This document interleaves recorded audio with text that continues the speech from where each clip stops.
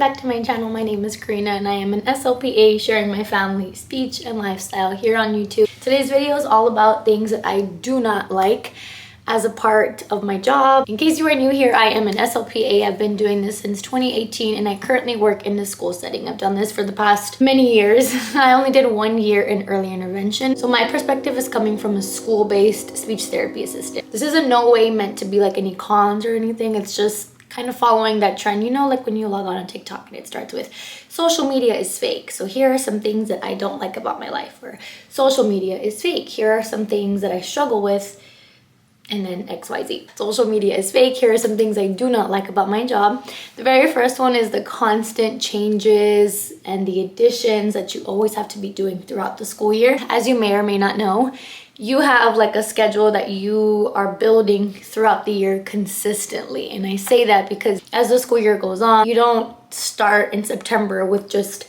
75 kids. You'll probably start September off with 40 kids, 50 kids, and then as the school year goes on, you're getting more and more and more and more students added to the caseload. This is just something I've struggled with over the years. Now, sure, like it gets easier, but it's not something I absolutely adore. It's something I see like a work in progress literally all year long. And then probably once you get like a good schedule, someone is about to be dismissed and you still have to be changing things. So, you know, once you get in the groove of it happening one way, let's say you have speech therapy starting at 8:30 and then you have a big hour lunch break in the middle of the day, 12 to 1 p.m. Then all that changes and it goes completely out the window because you have to add a couple of students. Kind of sucks. It's not my favorite thing. 2 is mixed goals in groups.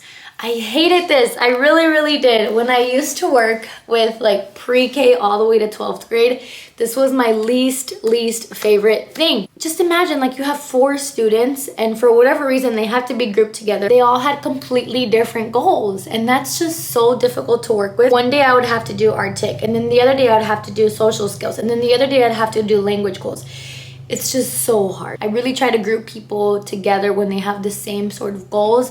But obviously that can't always work and I get it. If it just works like at a better time, let's say for pre-K, if we have walk-ins coming in and only 1 p.m. works for them, they can only come between 1 and 1:30 on Monday, Wednesdays, then that's what I have to do. I feel like with mixed goals, it's just so much harder. I can't get that much data on everybody if it's a mixed group. You know, chances are if it's a mixed group and I want to target everybody's goals, you're only getting about 5 minutes dedicated to each person for their goal. Does that make sense? It's very difficult. It's my least favorite thing. I kind of have 2 parts to progress goals. It's absolutely my least favorite thing. I think if you're an SLPA in the school setting, you get me because there's just no way. There's no way. Picture your caseload, let's just say average, right?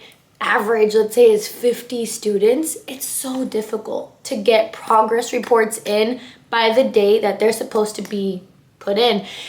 You literally have to start like a week in advance. I have found that that's the way I get less stressed about it. There's been times, especially when I first started, I couldn't do it. I just couldn't. I didn't allow myself the time that I needed. And progress reports are so difficult. One, obviously, because of the number of students that you have. It's not like a teacher where they have, let's say, max 24, 25 students. You have literally double that or more. So you have to be clicking and drop down menu and click and do this. It's a lot. The second part to progress reports is when I see little to no progress. It's not a good feeling when I'm seeing, you know, the first 6 weeks, they got, I don't know, 1 out of 5 correct. And the second 6 weeks, they got 1 out of 5 correct.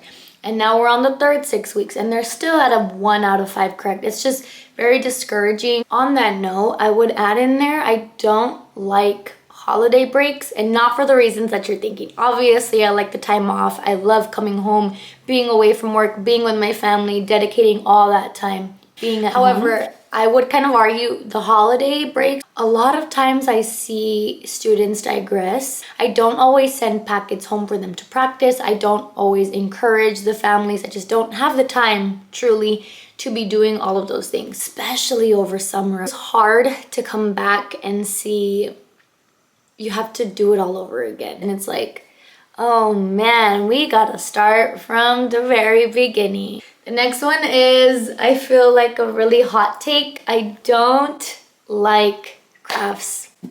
I just don't. I don't like doing crafts and therapy. Right now I work with pre-K and it's definitely, I do it when I have absolutely nothing. I do it when maybe I'm lazy and just want it to be like a fun day for the kids, maybe, but crafts are just not it. To me, they're completely messy. It requires more work to set up, thinking of how I'm going to provide the directions for these little ones, and thinking of how are we gonna get it from out of this room to their parents safely. How are we going to clean up immediately in time for the next session? It's just a lot of thinking that goes into it. So crafts are just not it for me. Last thing I do not like about the job is high caseloads. And I think we could all relate to this. How do you even define a high caseload?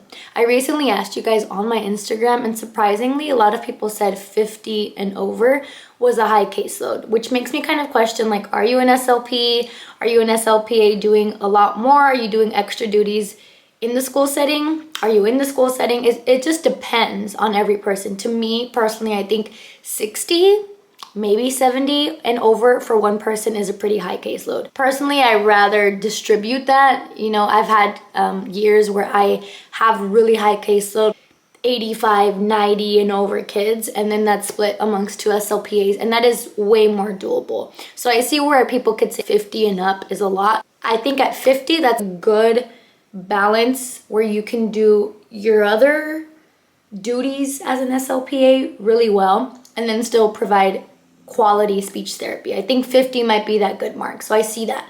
But personally, like from just experience, I think it depends on where you're at in your career. Like that's number one for sure. I can't imagine coming out of college to your first SLPA job in a school and you have like 75 kids. It's definitely different depending on the person. I could also argue it depends on your life, where you're at, and other stress factors in your life.